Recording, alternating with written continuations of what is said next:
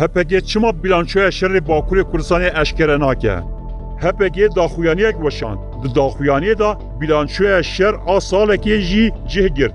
Lê bilanço tenê bilançoya şerê li ser axa Herêma Kurdistanê bû. Ji ber ku li Bakurê Kurdistanê şerrekî ku bilançoya wê bê eşkerekirin tin ne. Tenê başûr bûye qada şerrê PKK. Herêma Kurdistanê ne tenê îro ji sala 1986 û vir ve bûye qurbaniya vî şerrê bê armançiyê PKK û artêşa Tirk.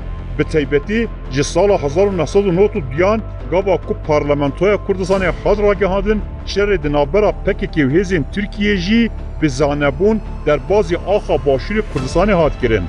Heta niha ji ber şer û aloziyên PKK nêzîkî 800 gundên başûr hatine bala kirin. Li gelek gundan jî gundî yan havînê diçin û zivistanê vala dike yan jî bi roj diçin û bi şev vedigerin bajar. Ji van gundan 500 gund di salên notî da hatin vala kirin. Xelkê Herêma Kurdistanê bi salan ji ber şer nikarin biçin gundên xwe û nikarin ajalan xwedî bikin.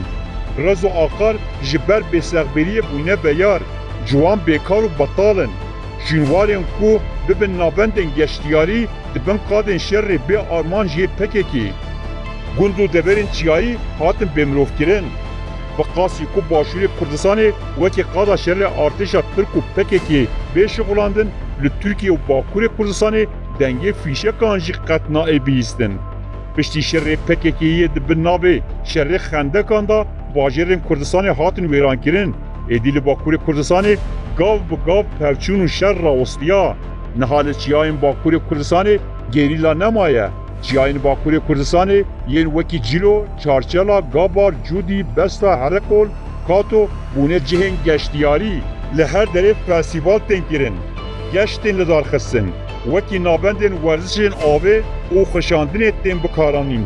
Lê belê dema ku xelkê Şelatizê û Dêrelokê du gavan ji bajêr dûr dikevin, di nava tirsa teqîna mayîn, êrişa balafiran û rêgiriya PKK da dijîn. Şerrê wêrankarî yê li Herêma Kurdistanê tê kirin. PKK her sal behsa serkeftinên xwe dike.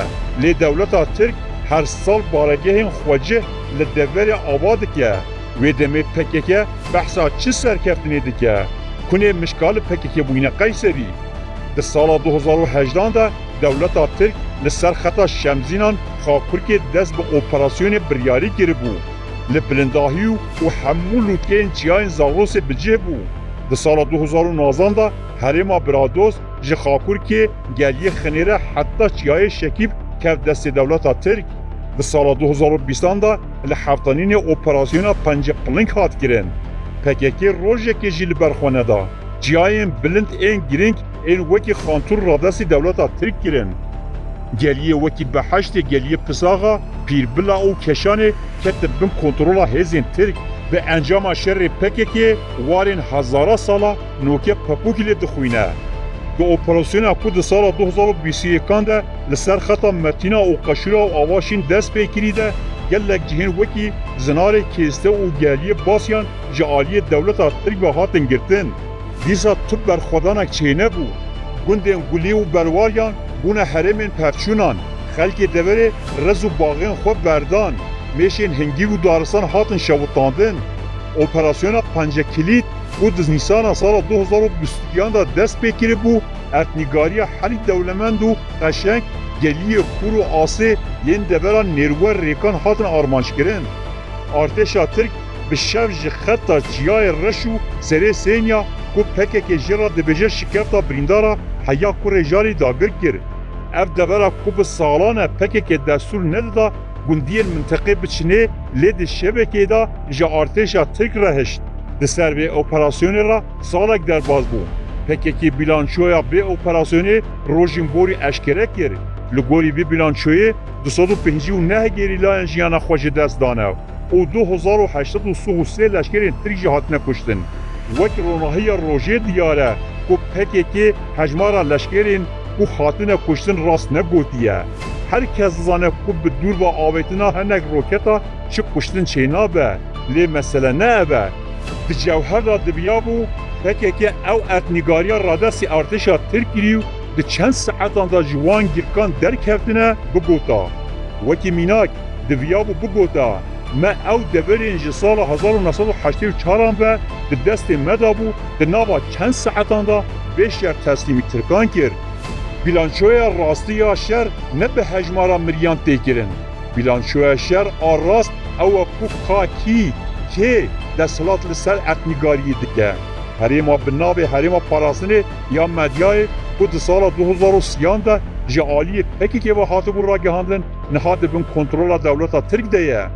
PKK piştî ertheja 2 Şubatê agirbest îlan kir. Bi rastî jî PKK tu şerî nake ku agirbestê îlan bike. Çiyayê Gabarê salê notî û navenda şer a PKK bû notiye bûye cihê çiyavan û geştiyaran. Her roj komên seyraniyan derdikevin Çiyayê Gabar û Cudî. Gabar êdî ne qada gerîla ye, herêmeke geştiyarî ye. Lê li Herêma Kurdistanê welatî nikarin biçin gundê xwe, giya kom bikin. Beriya niha jî du welatiyên ji Şeladizê yên li derdora Çiyayê Şirîn û hedefa balafirên şer, Mînak, Çarçela, Cîlo û çiyayên Cûlemêrgê ne berê cihê biryargehên PKK bû. Niha jî her zivistanê li wargehên berê yên PKK festîvalên asîmîlasyonkirinê tên li darxistin. Werzişvan lê xişik dikin. Lêbelê xelkê Herêma Kurdistanê nikarin herin Çiyayê Gale sefra befrê bikin. Komên turîstan her roj diçin newala dojehê ya gundê Hespistê şikeftan ziyaret dikin. Lê yekî nêrwehî ev 3 salin nikare biçe dola şîvê qebrê bapîr û dapîrên xwe ziyaret bike. Dema şer tu nebû jî PKK destûr neda ku mirov biçin ser şûnwarên xwe. Di cewher de em dikarin du tiştan bêjin. PKK û Tirkan bi zanebûn şer ve guharin dine Herêma Kurdistanê. Her du alî jî ji vê rewşê keyfxweşin. Ya duyemîn jî ev e Herêma Kurdistanê ku ji hevtanîn heta biradosa dirêj dibe 3 salin ji aliyê PKK ve hatiye dagirkirin. Lê noke dagirkeran dest guhar.